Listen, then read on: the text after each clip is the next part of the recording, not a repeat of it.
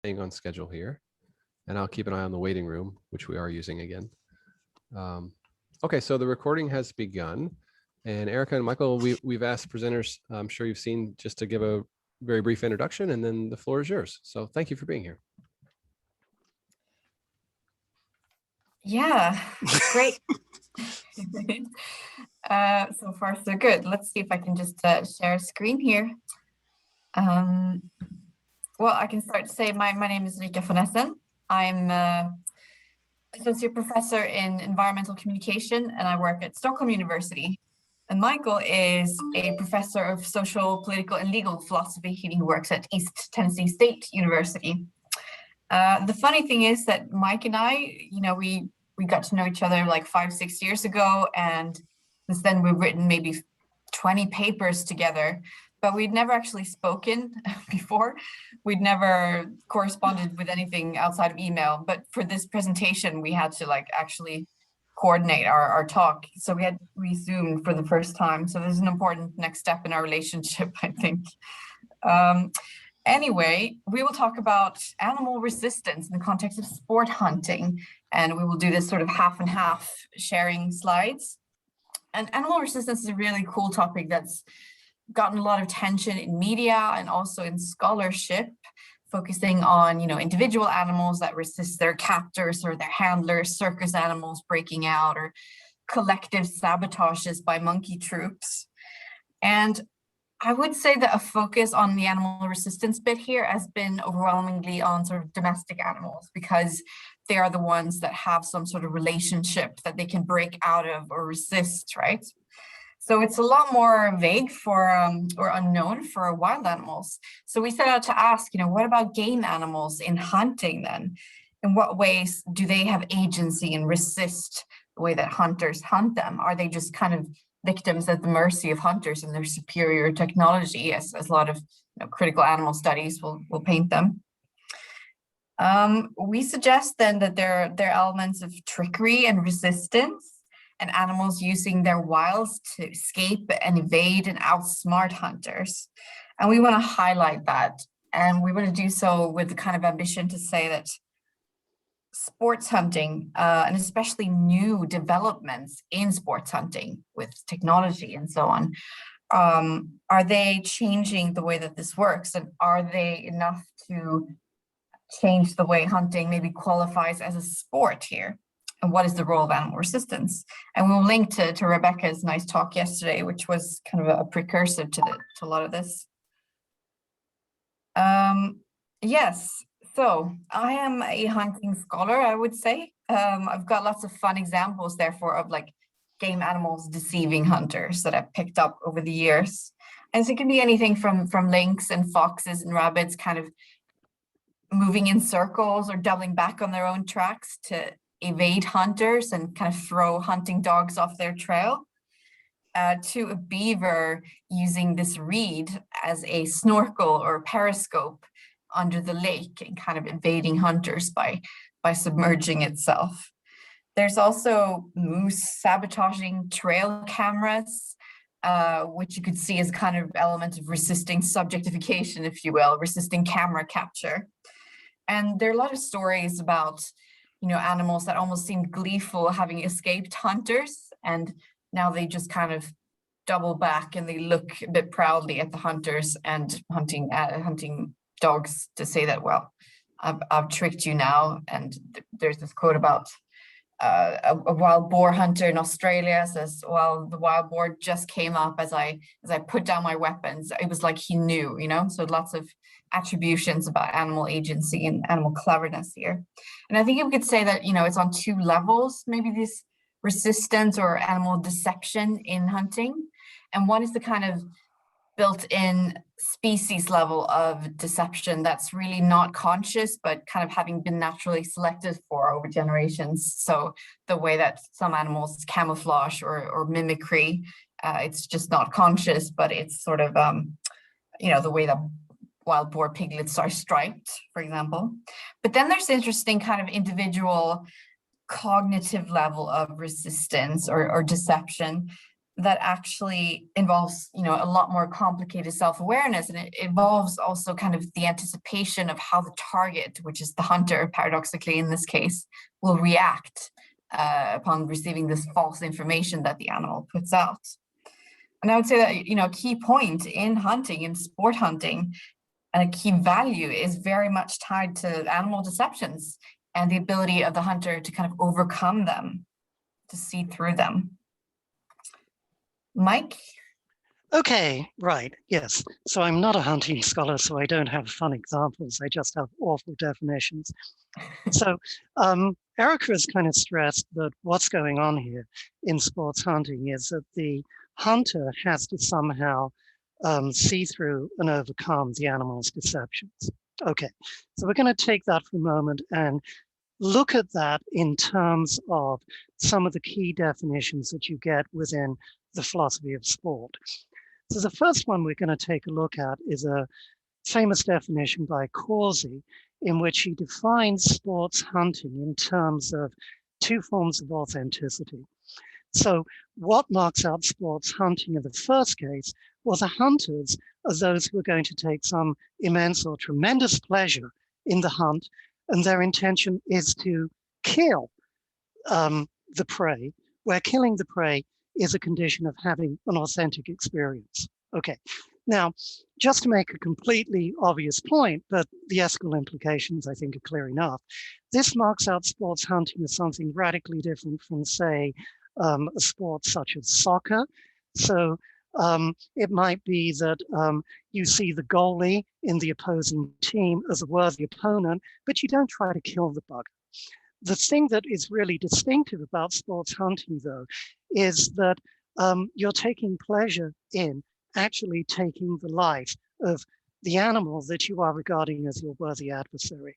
Okay, so the second aspect of this is that the authenticity of the experience has to be tied to defeating the animals, that is, killing them as worthy adversaries, where as worthy adversaries, they're understood as having a fair or a sporting chance of escape. Now, again, just to make a totally obvious point, in soccer, the opposing team is not trying to run away and evade playing the game, but very obviously the animals are doing that. Clear ethical implications to that, which we're going to come back to shortly. Erica, can I have the next slide, please? Okay, so oh, here we go. Okay, so it's the dreaded suits definition, and Erica told me don't spend too much time on this, so I'll try to be really quick. But there are aspects of this definition that I think really are important. So Suits wants to define a sport in terms of playing a game, where that's based on a voluntary attempt to overcome unnecessary obstacles. Okay, he's not specifically talking about sports hunting, but we're going to try to apply it there. Okay, so okay, a sport is a game in which you want to overcome unnecessary obstacles. Well, what in the hell is the point in that? Why are you trying to overcome obstacles that are unnecessary? Well, that is connected to the idea of making a demonstration of superior performance skill in defeating your opponent. Okay? All right, so why does that matter here? Well, defeating your opponent in the context of sports hunting means obtaining a kill.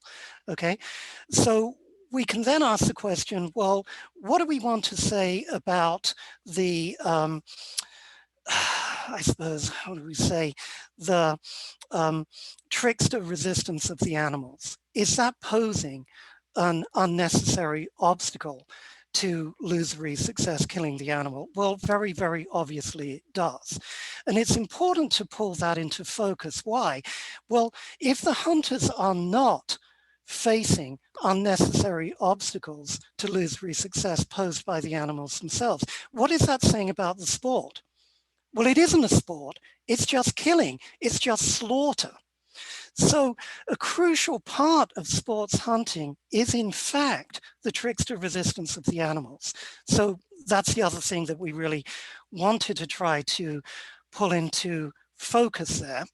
But we're going to go on, as Erica said, to some novel developments within sports hunting that actually seem to take away or attempt to take away the obstacles posed by the animals as tricks to resistance. If they're doing that, it's devastating for the idea that this is sport. It looks like it's turning a sport into something that is mere slaughter. Erica, next one, please. Okay. All right. Now, just to be completely annoying and not go straight to the novel developments, I'm going to pull out another distinction from the philosophy of sport. This time it's the distinction between internalism and externalism.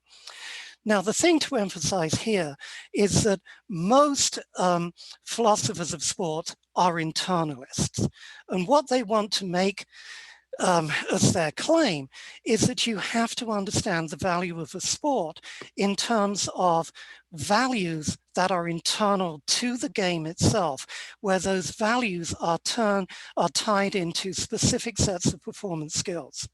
So how do you understand the value of soccer?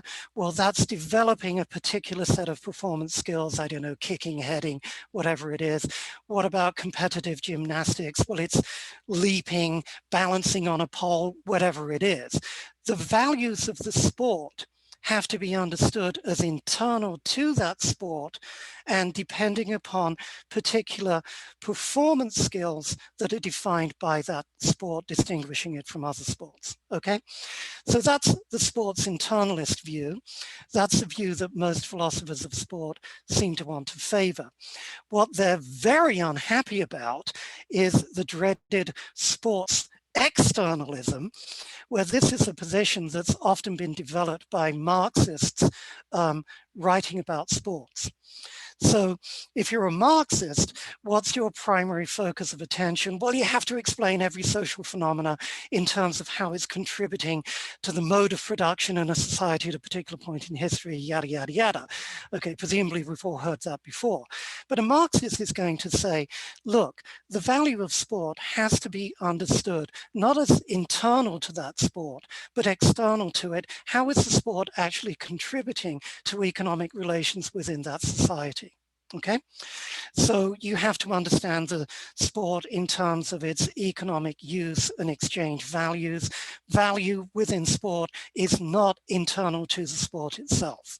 Okay, so again, what's the point in this? When we get to the two forms of novel forms of sports hunting, what we're going to try to examine is, first of all, a claim that sports hunting is kind of a fail according to internal criteria, and that if you're going to justify it ethically in terms of its value, you're going to have to make some movement towards external criteria, external values. Okay, Eric's next one. Yes, so over to you. It's me, that's it. We're getting into this now. Yeah. So Rebecca kind of preempted us yesterday. I was like, Mike, she's talking about canned hunts, but this is actually good because I get to talk about it again. And this is the one context in which arguably you do away with the key constitutive skills of hunting, and that is to keep pen-reared animals and hunt them within enclosures. I think there was an example of Dick Cheney a few years ago, a number of years ago now, that he used to shoot pheasants, and they were in a cage, and the handlers, the personal hunters, just kind of rattled the cages a little bit and then let them out and for him to shoot. So that sort of hunting is arguably more about, you know, the product and the outcomes of the hunt, trophies, bags, whatever, than the process of hunting, the game of hunting. As for techno hunting, I don't know why we stuck with this term, which just sounds like gestures toward a weird sort of European dance genre, but Mike said it and I stuck with it, and it just refers to kind of technologically mediated hunting. All such hunting is technologically mediated, but in particular technologies that enable hunters to kind of remove themselves from the immediate sensory environment of the animal. So they take aim from huge range where the animal's not even able to kind of sense and anticipate and resist hunters in that way. You have drones that can be used to kind of herd animals now, to chase them. At the extreme end, you've also got stuff like, okay, should we start like radio collaring individual wildlife now, and then sending a ping to a smartphone whenever they're in a certain area, triggering pressure, movement, whatever.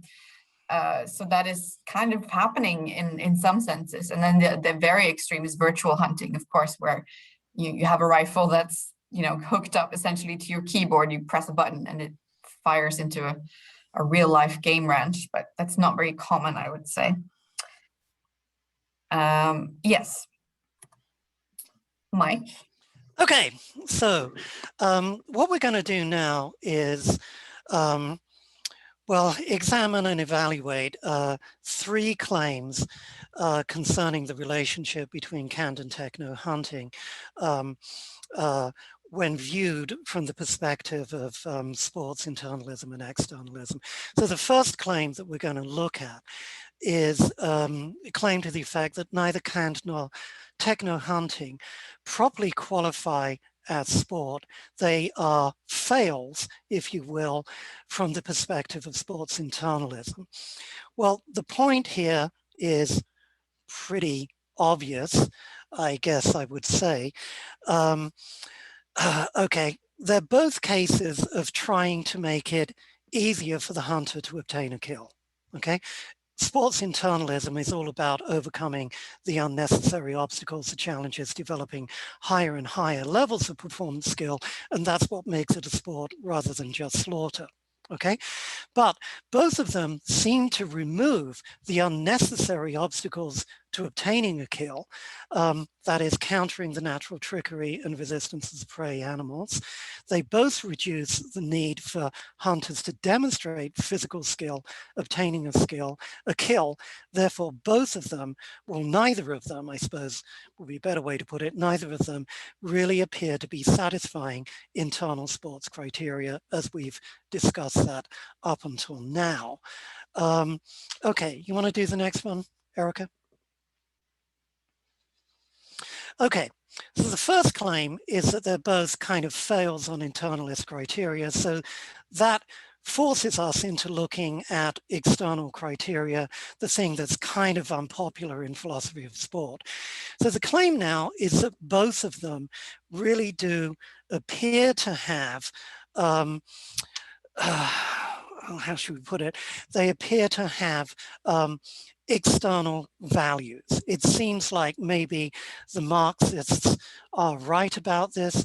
So if you use the Marxist distinction between use and exchange values, we can say, well, canned and techno hunting have use values for the hunters. The hunter, for instance, uses canned game ranches to obtain the value of an, quotes, authentic experience without having to develop difficult skills. Okay. Moreover, they would appear to have high exchange market values. Why? Because the hunters are willing to pay through the nose for this supposedly authentic experience, and they're willing to pay through the nose for rather expensive drones and tracking cameras, etc., and so forth.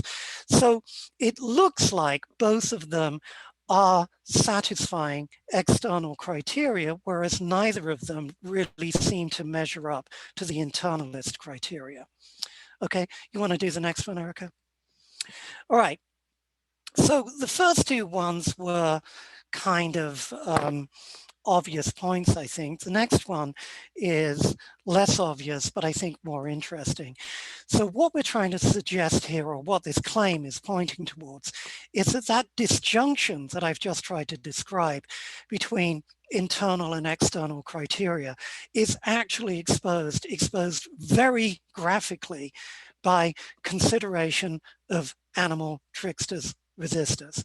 They are demonstrating performance skills in evading the hunters, whereas the canned and techno hunters really appear to be abandoning their own defining performance skills.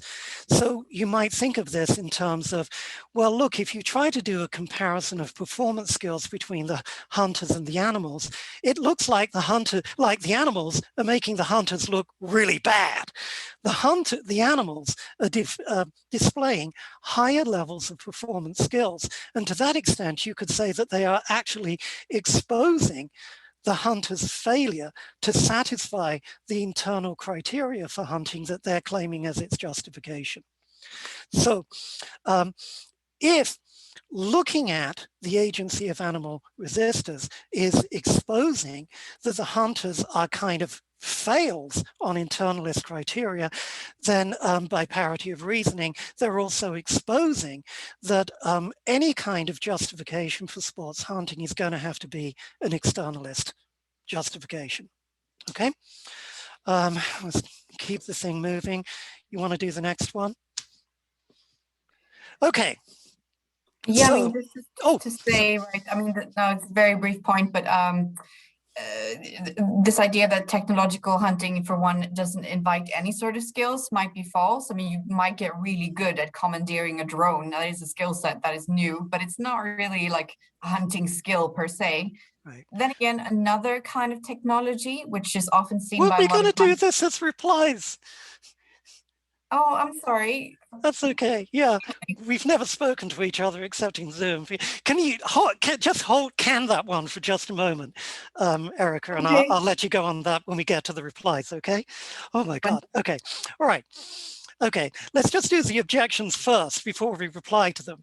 So the first objection is that, okay, the first claim maybe isn't that terribly compelling because well, we can make the claim that a performance is still a performance, even if it's a low-skilled performance. So a low-skilled performance is not necessarily a disqualifier according to internalist criteria. So here you might back this up by making an appeal to low-skill sports or low-skill competitive games. So my dumb example here was the British pub game, shove halfpenny, where you stick a coin on the edge of a table and you slam it with the back of your hand. And the point is just to see who can shove it further down the table.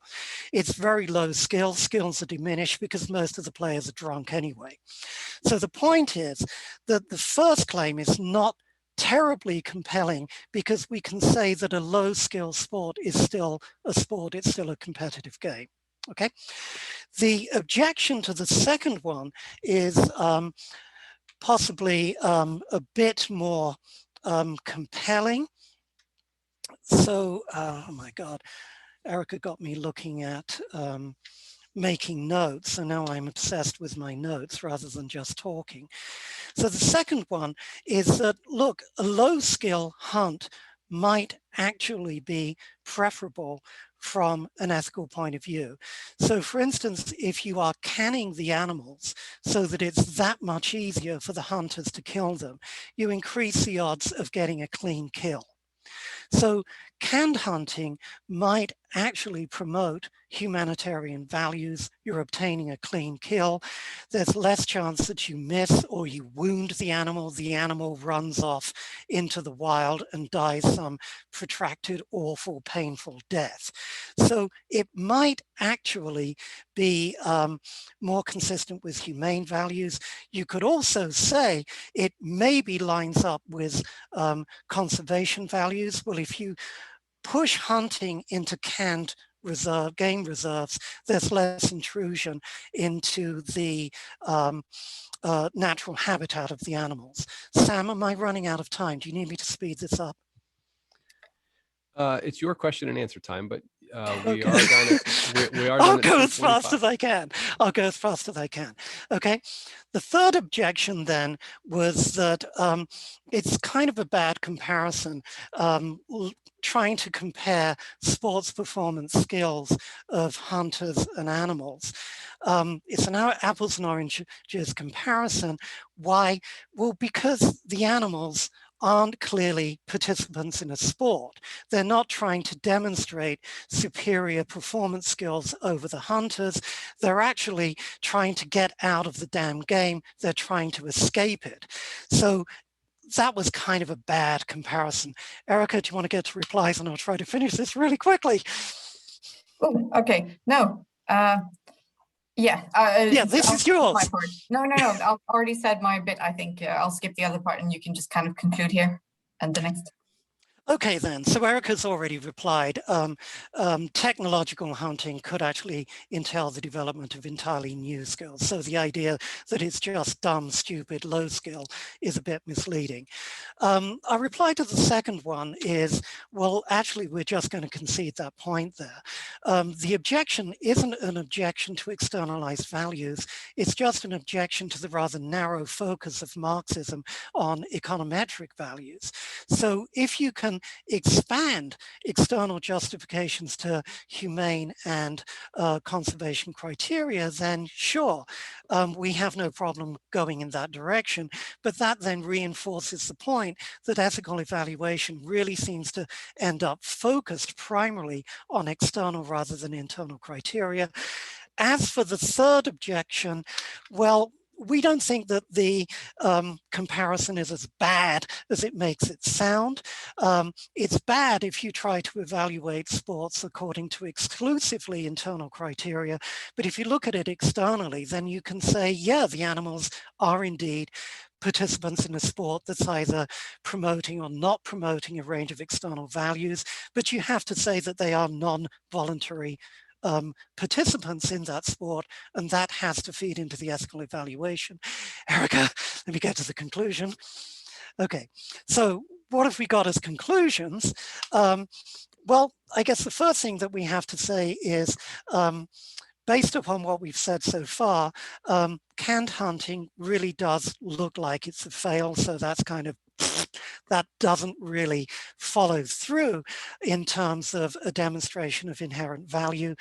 When it comes to techno hunting, it's mixed. It really depends upon what kind of technology are you talking about and what skill level does it presuppose.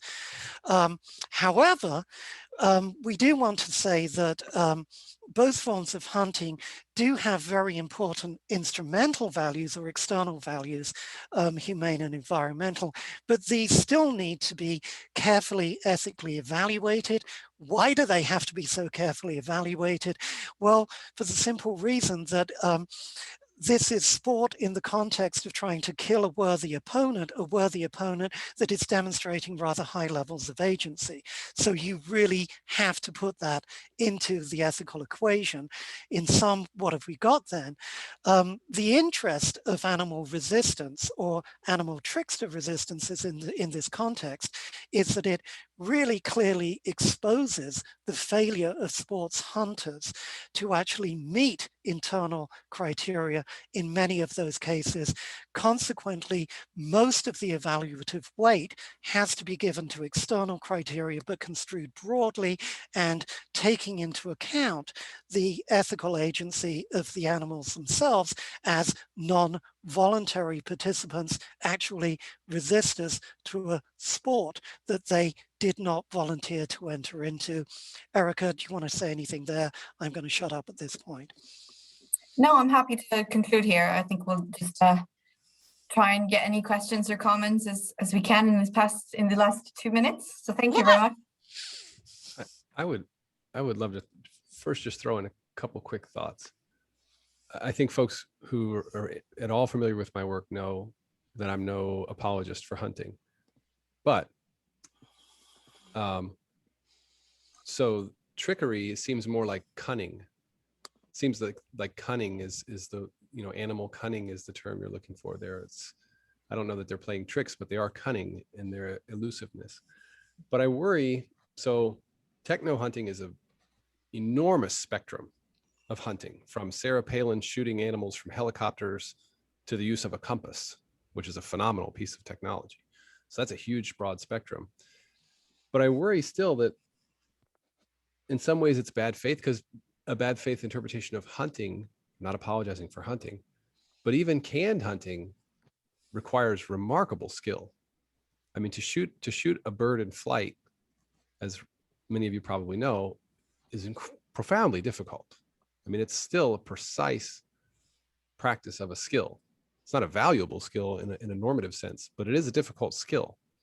It's not, it wouldn't have to be purely externally valuable, because that skill itself could be intrinsically valued by the hunter, I think.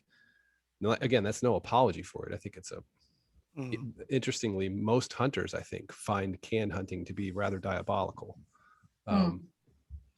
Yeah, it's a very interesting and nuanced area. It's just a comment, really. I'm sorry to eat up all the time. So I'd love to talk more about this.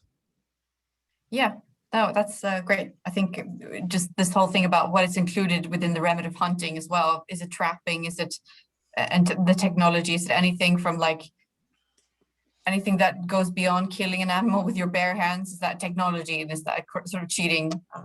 Where do you draw a line? So yeah.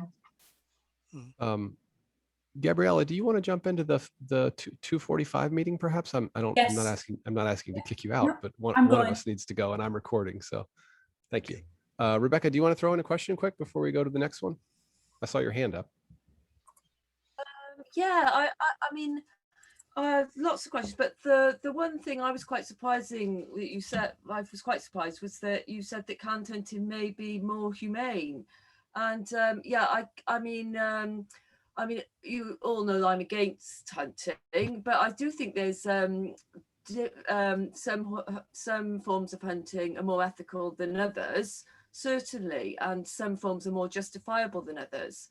But I was quite surprised that you provided reasons for canned hunting being humane, because I felt like you didn't really take into account the fact that lions are kept in an environment before they're let loose, which is which doesn't really allow them to express their species specific tendencies, and they may have a life which isn't really worth living compared to animals in the wild. So I really think that should have been taken, that needs to be taken into account before we, you know, I have a worry about calling canned hunting humane, you know, that, because just looking at it, I can't see how that can be. I think you make a really good point there, and it may be that where we should have gone with that is that it's kind of a fail on both internal and external criteria.